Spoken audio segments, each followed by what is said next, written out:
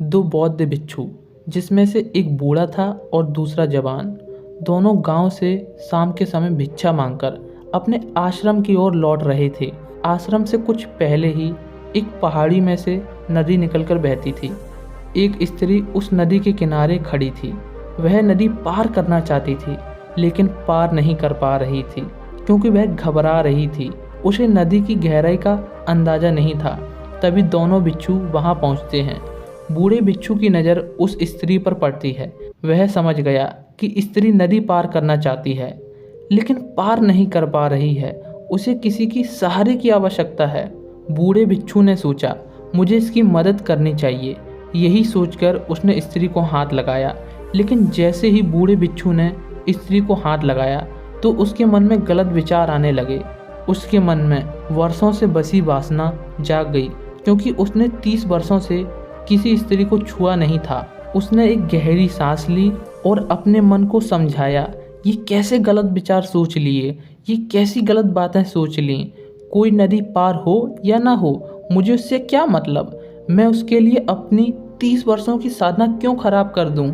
ये सोचकर बूढ़ा भिक्षु पीछे हट गया। जवान भिक्षु ये सब देख रहा था। वह स्त्री की मदद के लिए आगे आया। स्त्री ने उससे मदद मांगी।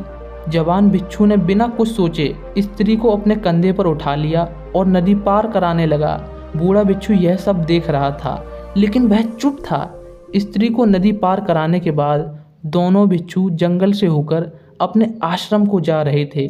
काफ़ी दूर चलने के बाद बूढ़े भिक्षु ने जवान भिक्षु से कहा, आज जो तुमने किया है वो ठीक नहीं किया है और इसकी शिकायत मैं गुरुजी से करूँगा।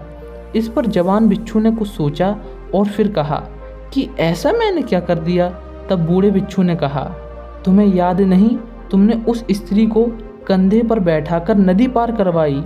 ये सुनकर जवान भिक्षु हैरान रह गया। जवान भिक्षु ने कहा, उस स्त्री को नदी पार करने के लिए किसी की मदद की आवश्यकता थी। मैंने सिर्फ उसकी मदद की है और ये बात मैं कब का भूल भी गया था। लेकिन आप अभी भी उस स्त्री को अपने मन में सोचकर चलते जा रहे हैं। हम नदी से कितनी दूर आ चुके हैं। चलते चलते हमें काफ़ी समय बीत गया है। तब उसने कहा, किसी स्त्री को साधारण रूप से छूने से कुछ नहीं होता है। मन की कोमलता का नाश नहीं होता है।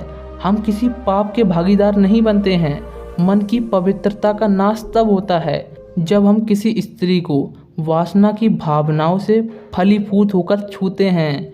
मन की निर्मलता तब खत्म होती है जब हम किसी स्त्री को गंदे विचारों की अनुभूति के साथ छूते हैं। तब हम पाप के भागीदार बनते हैं। इसलिए मैंने कोई गलत कार्य नहीं किया है। मुझे तो गर्व हो रहा है कि मैंने किसी की सहायता की है। ये सुनकर बूढ़ा भिक्षु लज्जित हो जाता है। आपको यह कहानी कैसी लगी, कमेंट करके हमें ज़रूर बताएं। अगर आपको यह कहानी पसंद आई है तो इस वीडियो को लाइक कीजिए और अपने मित्रों रिश्तेदारों में शेयर कीजिए। और ऐसी ही कहानियाँ सुनने के लिए चैनल को सब्सक्राइब करके बेल आइकन को ऑल पर सिलेक्ट करें।